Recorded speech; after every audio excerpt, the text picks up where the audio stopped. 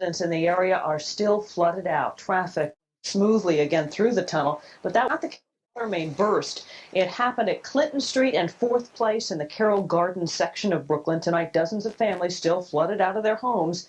Jim Dolan joins us live with the latest. Jim? Dana, let's see what it looks like here more than 20 hours after the initial water main break. You see the main huge crater on Clinton Street right over there. Takes up the entire width of Clinton Street.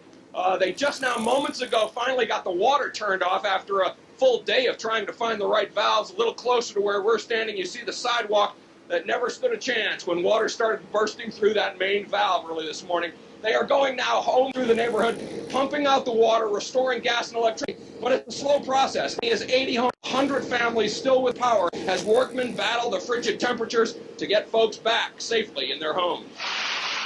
Still, the icy water pours down Clinton Street in Brooklyn, 21 hours after a 135-year-old 3-inch cast-iron water main buckled 20 feet beneath the pavement. The icy water still flows as frigid workers try to stop it. The street is destroyed, adjacent sidewalks have turned rubble, and many as 100 families are left in the cold dark of night. Some left, many stayed. Out dinner by candlelight at the Carroll home tonight. Gas, no power, no heat. They put tenants upstairs with no, and they might need help. It's best to stay home, we feel, so that we can, accommodate the tenants living upstairs if we can do anything for them. So we'd rather stay. Getting a little cold, or are you guys all right so far? It's a little chilly, but we're making the best of it. We consider ourselves lucky because we didn't have any water damage, and it seems like everybody on the block did. No. It's Ensha. No. Do you think party? Well, I know it's Ensha. I don't know about a party. Traffic is restricted Brooklyn Battery Tunnel, but earlier in the day it was closed in both directions because of ice and water, causing mammoth traffic tie-up. Mayor toured the area, but it was the workmen who were in charge here. Theory behind the bus, by the way, that invariably a water main pipe always breaks between midnight and 8 in the morning. And that's because that's the point where the water pressure in the city is at its absolute highest. And even when pumps don't quite work because of the weather, resilient New Yorkers find a way to cope. We had heat up till about 3 o'clock when they finally turned the water off. Now we got no heat.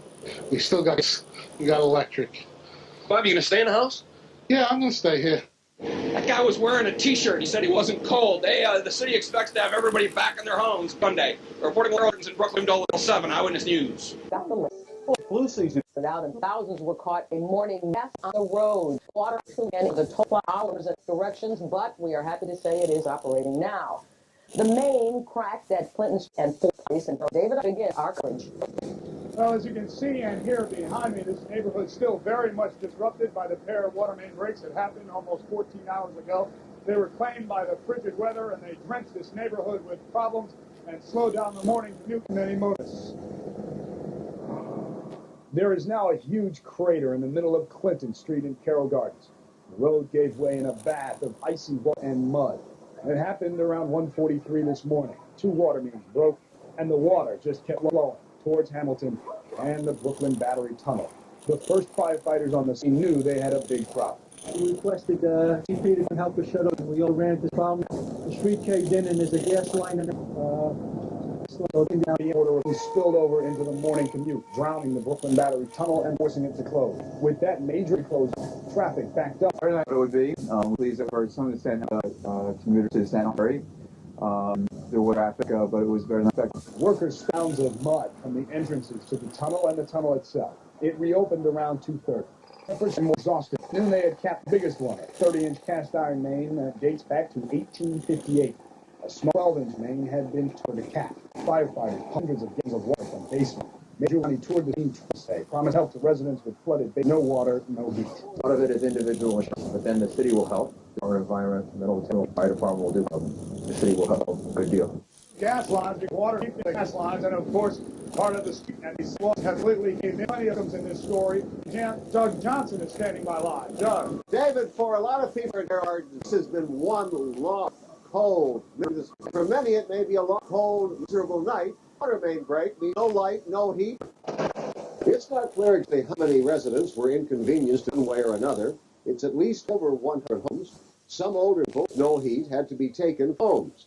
Some suffered extreme water damage. The situation is about 5 feet of water in my basement. I'm also a musician and in room all the drums and equipment. And I hope come and pump out soon. Free water flooded many basements. That was the cause of the misery here. Many people